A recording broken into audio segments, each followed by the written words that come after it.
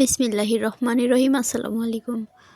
তো আসেন আপনাদের সাথে আজ আমি একটা কথা শেয়ার করছি।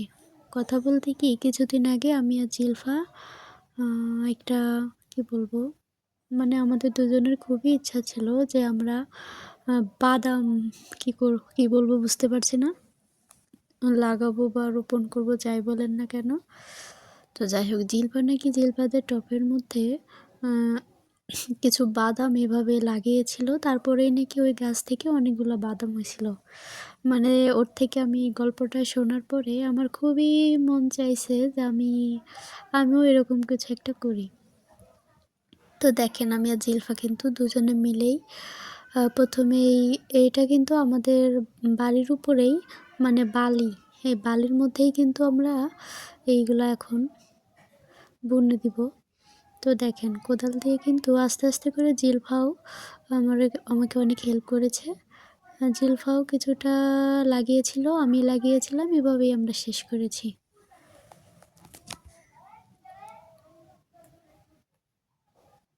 তো দেখেন, এরপরে কিন্তু কিছু বাদাম আমরা এখানে নিয়েছিলাম। নিয়ে কিন্তু দেখেন এইগুলা কিন্তু এভাবেই থাকবে, খোসাগুলো আমরা এড়াবো না, খোসা সহই দিতে হয়। তো চলেন এখন আমরা চলে যাই লাগানোর জন্য। আসলে হবে কি না সেটা লাস্ট পর্যন্ত দেখলেই বুঝতে পারবেন।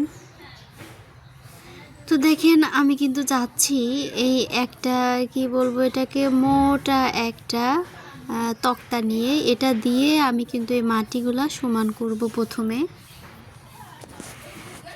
মানে ঝুরঝুরে করে ফেলছি আর কি। এটা তো বালি, এটাকে সুন্দর করে এভাবে আস্তে আস্তে আলতোভাবে সুন্দর করে এটাকে মিশিয়ে দিচ্ছি।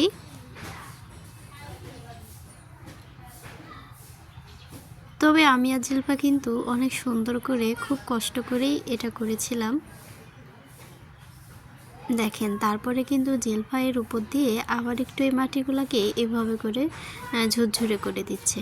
এখন চলে আসেন আমরা দেখি কিভাবে আমরা এগুলা লাগিয়েছিলাম। দেখেন, খুবই সুন্দর করেই লাগিয়েছিলাম।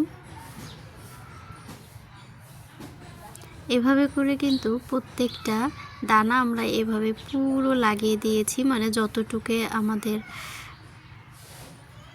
লাগানোর কথা ছিল সেটাই কিন্তু সুন্দর করে লাগিয়ে দিচ্ছি।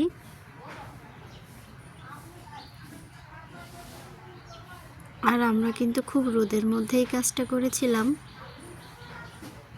কষ্টও করেছিলাম খুব। তো দেখেন, এগুলো তো শেষ, তারপরে কিন্তু আমরা পানি দিয়ে নিচ্ছিলাম ভালো করে। প্রতিদিনই কিন্তু পানি দিয়েছিলাম, কিন্তু আফসোস কি জানেন, সব বাদাম মুরগি খেয়ে ফেলেছে।